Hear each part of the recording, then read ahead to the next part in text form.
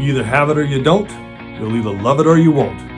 That's how a lot of young people feel about organizational skills, especially teenagers. They're thinking, getting organized, staying organized, it sounds so adult, we'll save that for later in life. Meanwhile, they're in the process of adulting, and getting and staying organized is a very important skill they need to practice as they're getting closer to their higher levels of independence. So, think about it. What does organization mean? Is it arriving early, arriving on time, or fashionably late? Is organizing meaning, I know where everything is organized on the floor, or do your teens have things hung nice and neat in the closet? Maybe it's about calendar, keeping a calendar. Stuff sneak up on them, or they have an opportunity to look forward to events that are still weeks away. Getting and staying organized is an important skill. It's a habit that we can teach your teen. But in order to get them from wherever they are, be it already organized and they want to get more organized, or they're just scattered all over the place and you got to get some order in their life, the very first thing to do is get into their heads. Let's figure out if they think being organized is a challenge to thrive towards or a threat to simply try to survive. Let me introduce you to a behavioral model I call a readiness assessment. The beauty of a readiness assessment is it works really well in the demands of life that we face every day, and your kids are facing the demands of getting and staying organized. The question is, are they ready or not to be organized? And this is how this works.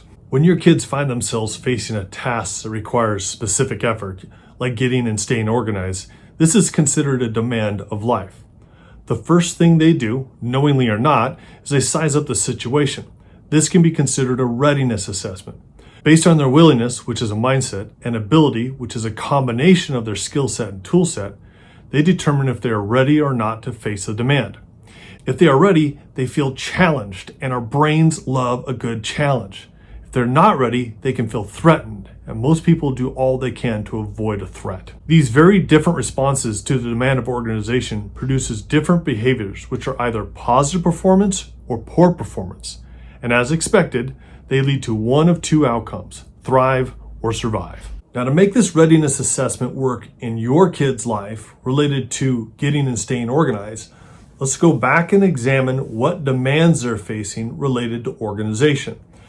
Probably one that you're hearing a lot about is getting and staying organized at school. So the demand would be to be organized with their class assignments, with their school schedule, with their after school or extracurricular activities. Usually this would involve a lot of time management and keeping track of assignments. So let's run the assessment now. Mindset, skill set, tool set is what we'll use to measure their willingness and ability. If they're willing and able, they're ready to manage their time, they're ready to manage their organization. If they're not ready or not able, or combination of the mindset, skill set, tool set insufficiencies, then they're going to be not ready and they were going to really struggle with their organization skills. Let's begin with willing. Willing as a mindset. How willing are your kids to get and stay organized? Now, let's define what willing is as facing the demands of life, getting and staying organized, with a can-do attitude. It's open to trying new things. Willingness is about repeating to improve. It's not about already knowing how to do something. It is about making attempts and practicing how to get better. So are your kids willing to attempt to get better through practice? Now, one thing you can do as a parent to positively influence the willingness of your child to get better is to change a little bit of our language. We really need to help them understand the term, the phrase, practice makes. Now, what did you just think there? Did you think perfect? Did you maybe even say it out loud? As I said, practice makes, did you say perfect? We heard that for years, didn't we? Coaches told us that. Some teachers told us that. Some parents told us that.